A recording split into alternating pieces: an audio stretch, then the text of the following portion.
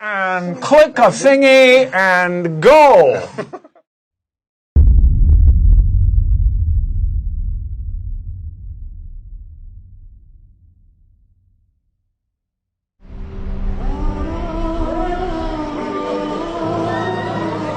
But everything I'm doing, everything that's happening right now around this is about the same thing. It's all about identity.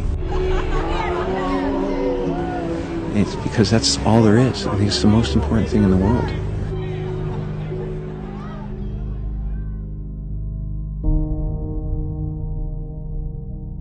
Brown is best known for The Da Vinci Code, one of the best-selling novels of all time. His books have sold more than 200 million copies around the world. His latest called Origin features the return of symbologist Robert Langdon. This time he's trying to unlock a discovery that will help answer two fundamental questions of human existence.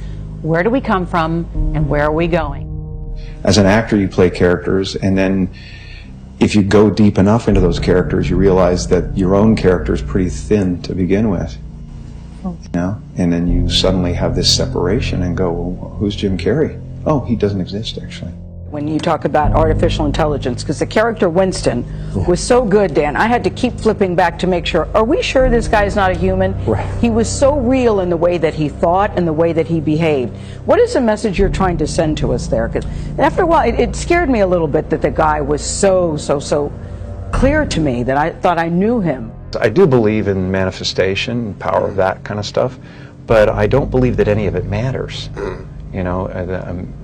This mattering is to me a human construct, born out of a need, the same need as you have to have, deities and things like that. I mean, I believe in an energy of God, an energy of, everything is divine. There's no thing that isn't divine. Everything is divine, and I'm that.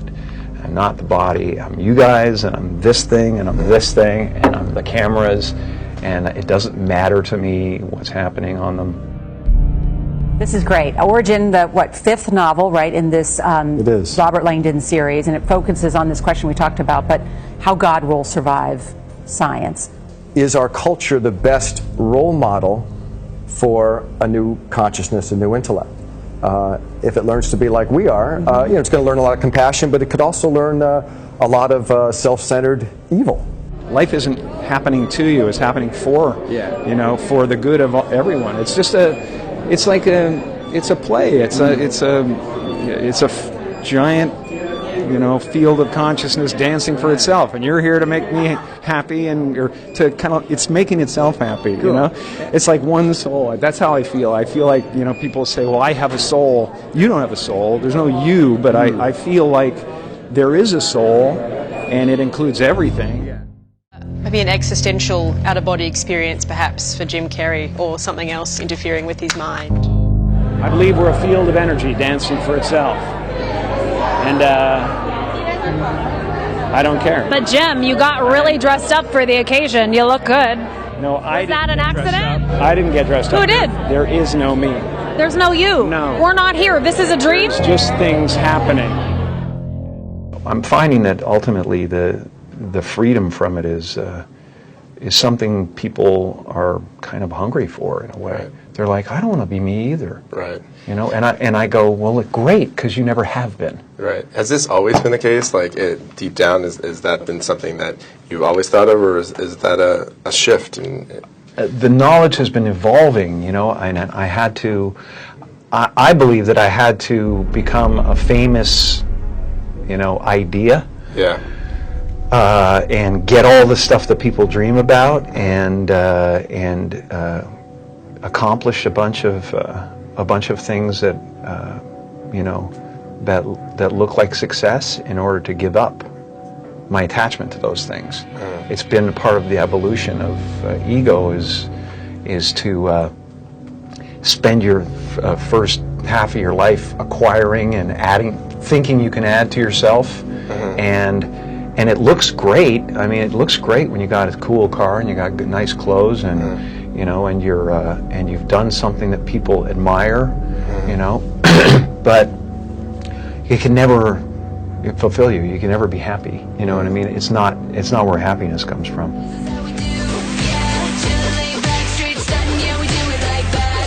there aren't too many people who this guy can't make laugh. He starred in over 40 films, and we all have our favorite. Yes, from The Mask to The Cable Guy. Hello, Mama. Liar, Liar, Batman Forever. Joygasm! Bruce Almighty, Yes Man, Dumb and Dumber. Want to hear the most annoying sound in the world? The Truman Show, Me, Myself and Irene, then the more serious Number 23. And of course the one that pretty much started it all, Ace Ventura, Pet Detective. Did you have any trouble getting in? No, the guy with the rubber glove was. You know, you're talking about like Jim Carrey the man, Jim Carrey the performer. Are you more comfortable as one or the other, or is that like, are they even mutually exclusive? I don't exist. So they're all characters that I've played, including Jim Carrey, including Joel Barish, including any of those things. They're all characters. It told us the story of a man who stepped through his life from a child to becoming a hugely successful comedian, also with appearances on Saturday Night Live and David Letterman. I was just playing bad guy wrestler, you know, and it's just a role. It's not me. Jim Carrey was a less intentional character, Right. because I thought I was just building something that people would like, but it was a character, you know, so it's, you know, I played the guy that was free from concern so that people who watched me would be free from concern, you know, and then at a certain point you go like, okay, well, that's great. And I thought I had become Andy Kaufman, but there was no me actually at the end of it all. I realized that there was, you know, that this character was making choices to play a character, and you know, so that's what kind of happened, and that's what Chris found in this interview and in this footage, that there was actually a existential, not a crisis, but a discovery going on, you know? There's been a lot of talk in the last few days, well, today recently, about a lot of people making sound over here. So much of that. That's right. People talking about an interview that you did at New York Fashion Week, and you talked about I've identity. covered a lot of fashion weeks. This is the first time I've run into Jim Carrey. Wait, tell me, is it true you're wandering the streets? You need a date to the party? What's up? No. I'm doing just fine. I just, you know, there's no meaning to any of this. So I wanted to find the most meaningless thing that I could come to and join, and here I am. They're I celebrating. mean, you got to admit it's completely meaningless. Well, they say they're celebrating icons inside. Celebrating Do you believe in icons, boy, that is just the absolute lowest aiming, you know, possibility that we could come up with. It's every actor's job to be brave, to take chances and risk this, whatever this is. Carrey scored a Golden Globe Award for his performance. Thank you very much. I appreciate it. And is thrilled to be revisiting the role. God, man, woman, dog. Let's go to entertainment now. Comedian Jim Carrey has been forced to explain a bizarre interview he gave at New York Fashion Week just days ago. Do you believe in icons? I don't believe in personalities. I don't believe that you exist, but there is a wonderful fragrance in the air. You don't believe certain icons have the power to make change, to think differently, to be bold, to inspire others? Artistry? You're one of them. On the good foot. Ha! Yeah. You shut it down now. Yeah, no, I don't believe in icons. I don't believe in personalities. I believe that peace lies beyond personality, beyond invention and disguise, beyond the red S that you wear on your chest that makes bullets bounce off. I believe that it's deeper than that. Do you think that people kind of just don't understand it, or they haven't clued in to this whole thing you're talking about of people wearing masks? I think that we're all, you know, we're all trying to add things to ourselves so that we can finally define ourselves, and then everybody will get us and they'll go, okay, this is what you are. And then if you actually get there, you will find it so empty that you'll realize that's really not what it's about. It's about not only, you know, just going with the flow, but it's about not taking it personal. You know, it's like the difference between a house and my house is a world of difference, and it's the my that's the problem, you know. So you can do all this without the my involved. There's just a relative manifestation of consciousness appearing, and then somebody gave him a bunch of ideas. They gave him a name and a religion and a nationality, and he clustered those together into something that's supposed to be a personality. The happy place is realizing that you're everything, you know, and that there's no real you involved in the first place. You know, it's a weird little semantic jump that you make where it sounds like, well, that's totally threatening, man. I can't not be me. I've built this construct. Yeah. You know, from the time I was given a name, and it's just ideas. Right. They're just ideas. Mm-hmm. You know, the only thing that separates you from an African American or an African Canadian mm-hmm. is an idea. Mm-hmm. You know, and the weather. Right. You know, and the adaptation to the climate, and whatever it is, I don't believe in any of it.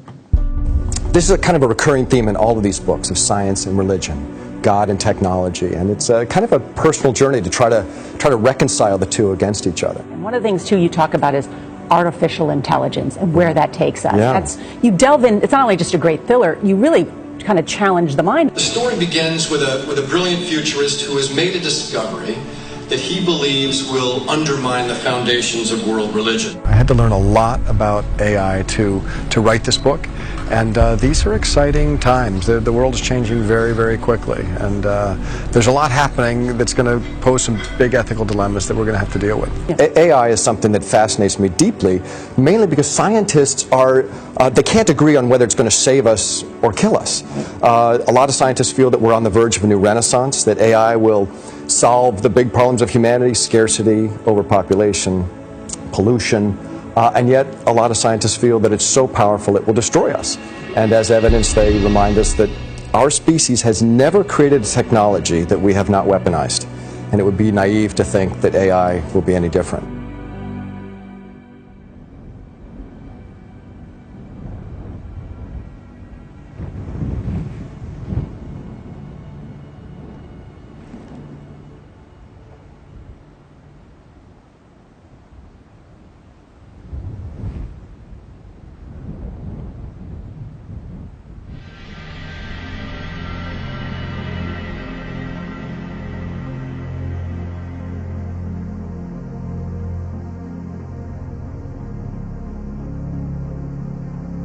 But Dan, you also said something interesting to me, that with religion, we're always looking up. And in this era of the smartphone, we're always looking down. We are. And that was a fascinating thing, to talk to both scientists and theologians while researching this book, and understanding that technology is changing the way we interact as humans.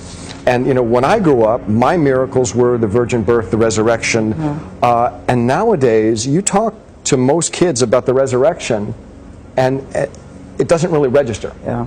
Their miracles are whatever Snapchat can do this week, or whatever the new iOS can do. And it's funny, we were talking earlier about this idea that technology has given everybody with an iPhone an international publishing deal instantly. Instantly. A platform. Instantly. Right. A platform. And it used to be that there was a vetting process to information that rose to the surface. You're in the news, you understand that. There's no filter. You're right.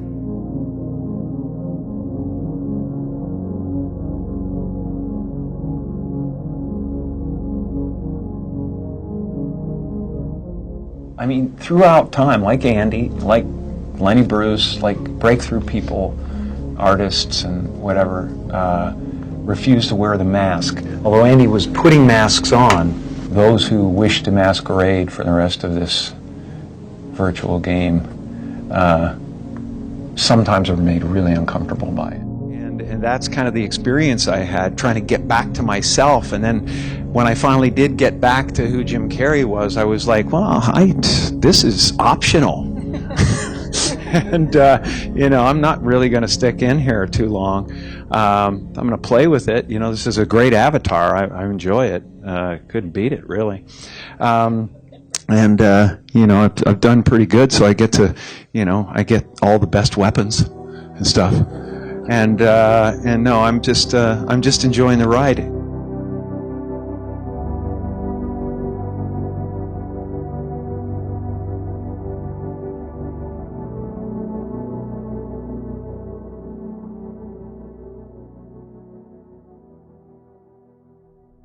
everything I'm doing, everything that's happening right now around this is about the same thing. It's all about identity.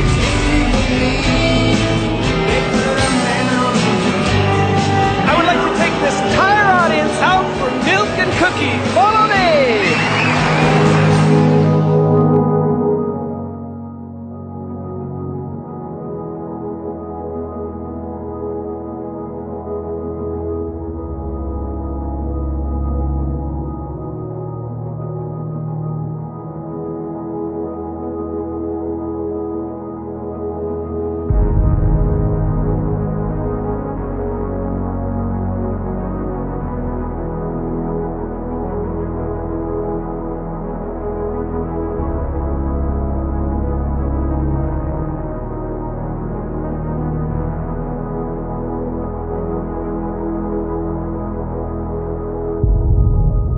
And when you wake up in the morning and you feel like I'm the universe, you don't have to reach for the stars. You know, you can just let life happen. Yeah. And walk through the doors. You know. We'll have to wrap that. Sorry.